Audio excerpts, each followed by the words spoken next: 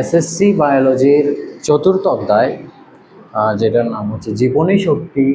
আর এই টপিকটা যেটা হচ্ছে সালোক সংশ্লেষণ, চতুর্থ অধ্যায় যেটা এসএসসি জীববিজ্ঞানের, এই অধ্যায়ের টপিক হচ্ছে দুইটা, একটা হচ্ছে ফটোসিনথেসিস আর একটা হচ্ছে রেসপিরেশন বা শ্বসন।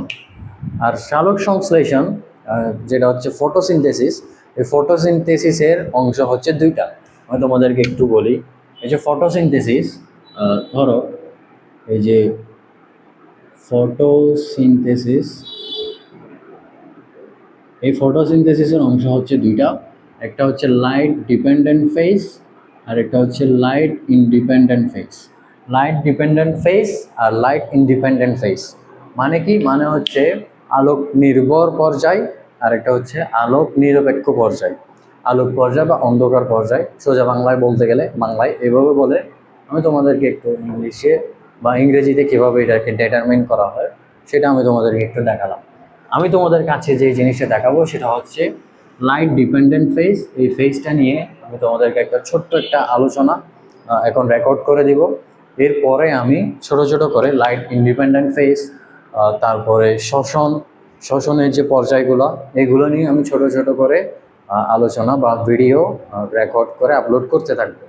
তাহলে এই জিনিসটা লাইট ডিপেন্ডেন্ট ফেজ, এই ফেজে তোমরা সালোক সংশ্লেষণ এই শব্দটার সাথে তোমরা অনেক আগে থেকে পরিচিত। সালোক সংশ্লেষণ কি? সালোক সংশ্লেষণ হচ্ছে উদ্ভিদ পানির সাহায্যে মাটি থেকে মূলরমের সাহায্যে যে পানি সে পাতা পর্যন্ত নিয়ে যায়, সেই পাতার পানি এবং বাতাসের কার্বন ডাই অক্সাইডের সাহায্যে যে শর্করা বা গ্লুকোজ তৈরি করে, যেই জিনিসটা হচ্ছে আমাদের সকলের বা সকল প্রাণীকুলের বা সকল জীবকুলের খাদ্য গ্লুকোজ, সেই গ্লুকোজটা তৈরি করা হচ্ছে উদ্ভিদ। এই ক্ষমতাটা আছে শুধু উদ্ভিদের। আর উদ্ভিদ এই কাজটা করে কীভাবে? ক্লোরোফিলের সাহায্যে। এইখানে সব থেকে ইম্পর্টেন্ট যে অঙ্গাণুটা সেটা হচ্ছে ক্লোরোফিল। এখন ক্লোরোফিলের সাথে তোমরা অনেকেই বা তোমরা সবাই এই যে শব্দটার সাথে পরিচিত, যে ক্লোরোফিল। একটু দেখো,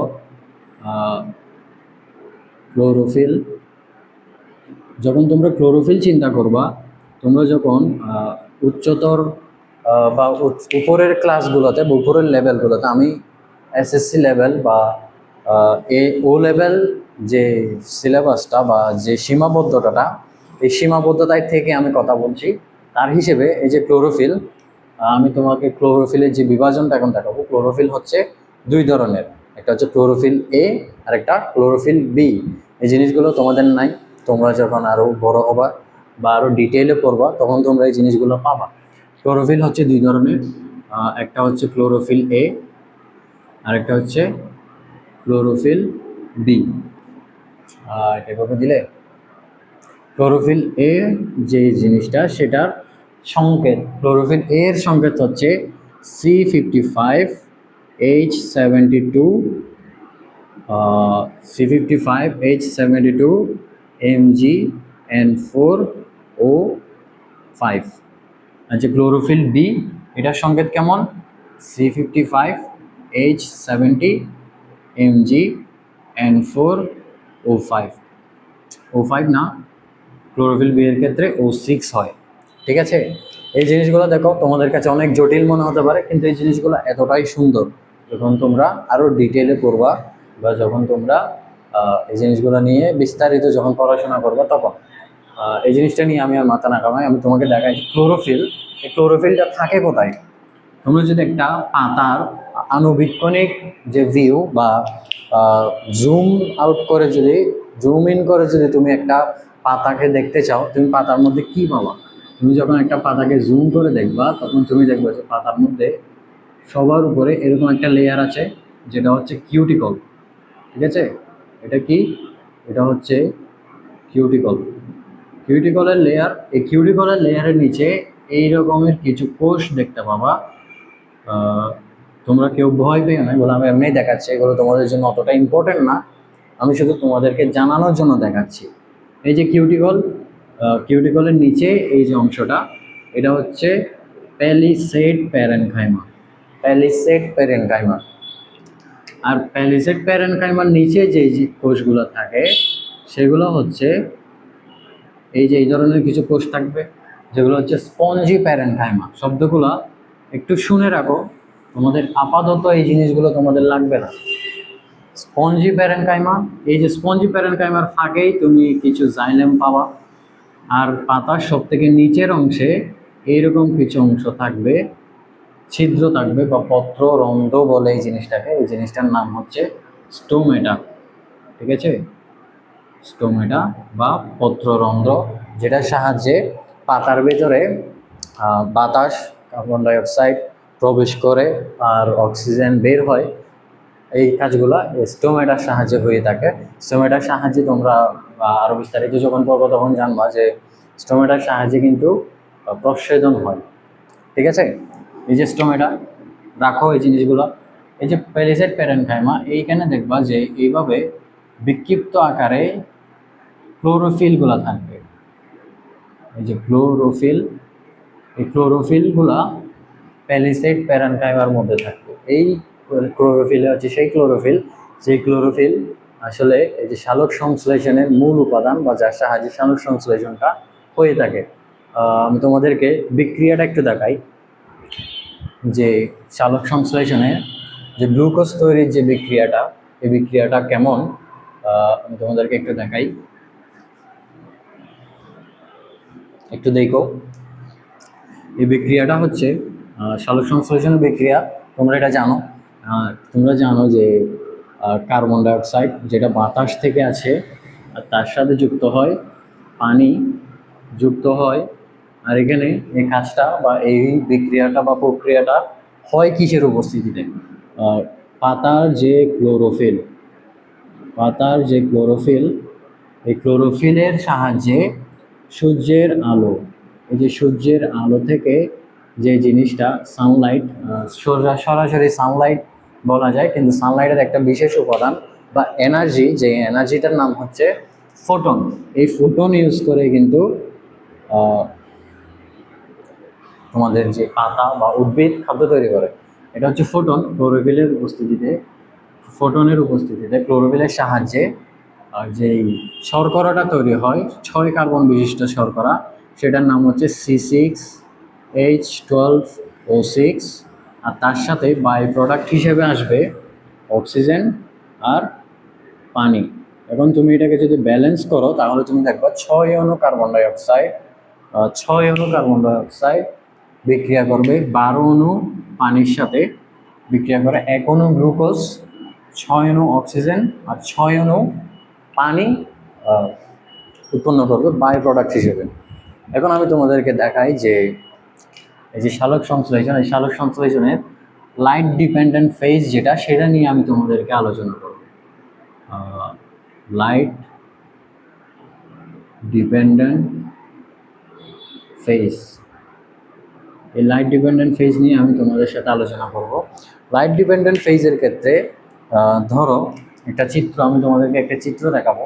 চিত্রটা তোমরা যদি পরীক্ষার খাতায় চিত্রটা সুন্দর মতো এঁকে দিতে পারো বা চিত্র দিয়ে ব্যাখ্যা দিতে পারো, এর কোনো অল্টারনেটিভ আসলে নাই। বায়োলজিতে যদি তুমি ফুল মার্কস পেতে চাও তাহলে তোমাকে চিত্র আঁকাতেই হবে, বায়োলজির জন্য চিত্র মাস্ট। এই যে দেখো, এটা যদি তুমি একটা পাতা চিন্তা করো, এই যে একটা পাতা যদি তুমি চিন্তা করো, এই পাতার ধরো পানি, পাতায় অবস্থিত পানি, এই পানিটা বিভাজন হবে। পানির বিভাজন, পানির সালোক বিভাজন বা আলোর উপস্থিতিতে পানির বিভাজনকে বলা হচ্ছে ফটোলাইসিস। ঠিক আছে, ওয়ার্ডটা একটু খেয়াল রাখো, ওয়ার্ডটা হচ্ছে ফটোলাইসিস। ঠিক আছে, ফটো মানে সূর্যের উপস্থিতি আর লাইসিস মানে হচ্ছে ভাঙন, পানির ভাঙন। আমি তোমাকে পানির ভাঙনটা দেখাচ্ছি। দেখো, পানি ভেঙে একটা H+ বের করবে, বা তোমরা এটাকে প্রোটন বলতে পারো, আর এদিকে ইলেকট্রন বের হবে, আর এদিক দিয়ে টুস করে এই যে পত্ররন্ধ্র দিয়ে অক্সিজেনটা বের হয়ে বাতাসের সাথে মিশে যাবে। তাহলে তোমরা খেয়াল করো, পানি যে বিভাজিত হইল, বিভাজনটাকে ফটোলাইসিস আমরা বলছি। ফটোলাইসিস, এটা দেখো, এই যে পানি, এটা যখন বিভাজন হয় তখন আসলে 2টা প্রোটন, এক অণু পানি থেকে 2টা প্রোটন, তার সাথে একটা ইলেকট্রন আর অক্সিজেন উৎপন্ন হয়, তুমি যদি ব্যালেন্স করো তাহলে দেখবা যে হাফ মোল অক্সিজেন এখানে উৎপন্ন হচ্ছে। এই জিনিসটা হচ্ছে তোমার ফটোলাইসিস, জিনিসটা একটু খেয়াল রাখবা, তোমরা মনে রাখবা, ঠিক আছে? এখন আসো এখানে, এই যে পানির বিভাজনটা হইলো না, এই বিভাজনে এই যে প্রোটন, এটা যুক্ত হবে হচ্ছে এনএডিপির সাথে। NADP, nicotinamide adenine dinucleotide phosphate. এই যে এনএডিপির সাথে যুক্ত হয়ে এটা যেটা জিনিস, যে জিনিসটা উৎপন্ন করবে, যে জিনিসটা তৈরি করবে, এই যে এনএডিপি এটাকে বিজারিত করবে। এইচ প্লাস বা প্রোটন হচ্ছে বিজারক, এটা বিজারিত করবে। বিজারিত করে এনএডিপি থেকে এনএডিপি, এনএডিপি এইচ প্লাস, এটা হচ্ছে reduced nicotinamide adenine dinucleotide phosphate, বা এটা হচ্ছে বিজারিত এনএডিপি। আচ্ছা, পাইলা? এখন দেখো এই যে ইলেকট্রন, এই যে ইলেকট্রনটা আছে, এই ইলেকট্রনটা তোমাদেরকে আমি বলি চক্রীয়, কি বলে এটাকে, চক্রীয় বা অচক্রীয় ফটো সিস্টেমের মধ্যে দিয়ে যাবে। তোমরা এই জিনিসগুলো যেটা আমি তোমাদেরকে বলছি, যে ফটো সিস্টেম 1 আর ফটো সিস্টেম 2 এর মধ্য দিয়ে যখন এই জিনিসটা যাবে, ফটো সিস্টেম 1 আর ফটো সিস্টেম 2, এই জিনিসগুলো তোমাদের কাছে নতুন, যে ফটো সিস্টেম 1 বা ফটো সিস্টেম 2, এই দুটো জিনিসের সাহায্যে এই যে ইলেকট্রন এটা তৈরি করবে কি, এটা তৈরি করবে হচ্ছে এটিপি, ঠিক আছে? আর এটিপি, এই এটিপিটা কোত্থেকে আসে? এটিপিটা যদি তুমি চিন্তা করো, আমি তোমাকে দেখাই। ধরো এডিপি, অ্যাডেনোসিন ডাইফসফেট, তোমরা জানো এটা হচ্ছে এটিপি, যেটা হচ্ছে অ্যাডেনোসিন ট্রাইফসফেট।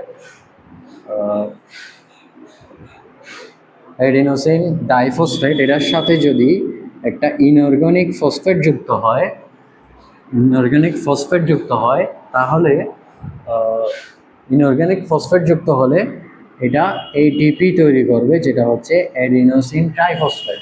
আর এখানে যে ইনঅর্গানিক ফসফেটটা দেখছো না, এই ইনঅর্গানিক ফসফেটটা হচ্ছে H3PO4, ঠিক আছে?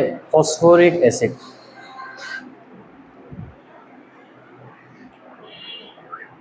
এই যে ফসফরিক অ্যাসিড, এটা হচ্ছে এডিপি থেকে এটিপি তৈরি করবে, ঠিক আছে?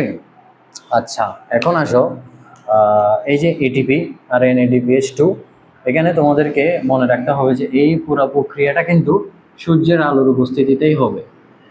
এই যে সূর্যের আলো যে আসছে, সূর্যের আলো একটা নির্দিষ্ট তরঙ্গ দৈর্ঘ্য, যে তরঙ্গ দৈর্ঘ্যটা খুব সাধারণত এটা ভ্যারি করে আসলে 380 থেকে 680 ন্যানোমিটার অনেক সময় হয়ে থাকে।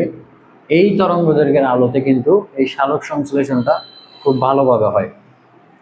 এখন যদি তুমি চিন্তা করো, এই যে সালোক সংশ্লেষণ, এই তরঙ্গ দৈর্ঘ্যে সূর্যের আলো থেকে যে এনার্জিটা আসে, সেই এনার্জিটার নাম হচ্ছে ফোটন, ঠিক আছে?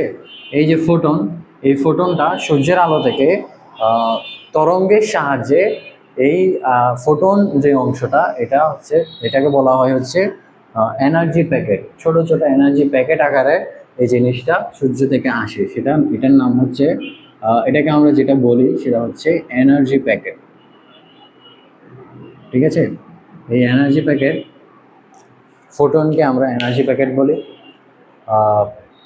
এই যে ফোটন, এনার্জি প্যাকেট, আর হ্যাঁ এটাই। সো দেখো, এখন যদি আমি তোমাদেরকে আরও কিছু বলতে চাই, আর বাকি জিনিসগুলা, এই NADP এইচ প্লাস বিজারিত NADP আর এটিপি যে তৈরি হলো, এই দুইটা জিনিস হচ্ছে প্রোডাক্ট। এই দুইটা প্রোডাক্ট ব্যবহার হবে কখন? যখন এই বিক্রিয়াটা অন্ধকার পর্যায়ে চলে যাবে। অন্ধকার পর্যায়ে শক্তি হিসেবে এই দুইটা জিনিস ব্যবহৃত হবে। এই যে NADP এইচ প্লাস বিজারিত NADP আর তার সাথে ATP, এই দুইটা জিনিসকে একসাথে যেটা বলে সেটা হচ্ছে অ্যাসিমিলেটরি পাওয়ার, বা বাংলায় তোমরা এটাকে বলতে পারো যে আত্তীকরণ শক্তি।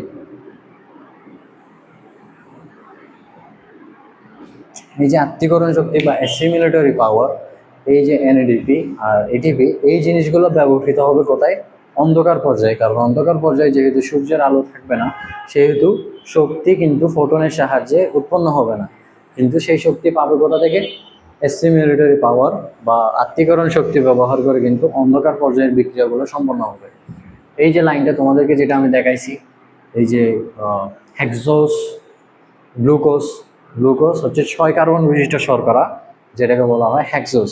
এটা যদি 5 কার্বন বিশিষ্ট শর্করা হয় তখন এটাকে বলে পেন্টোজ, আর যদি 4 কার্বন বিশিষ্ট হইতো তাহলে সেটাকে বলা হতো পেট্রোজ, বা 7 কার্বন হলে হেপ্টোজ, এরকম জিনিসগুলো হয়।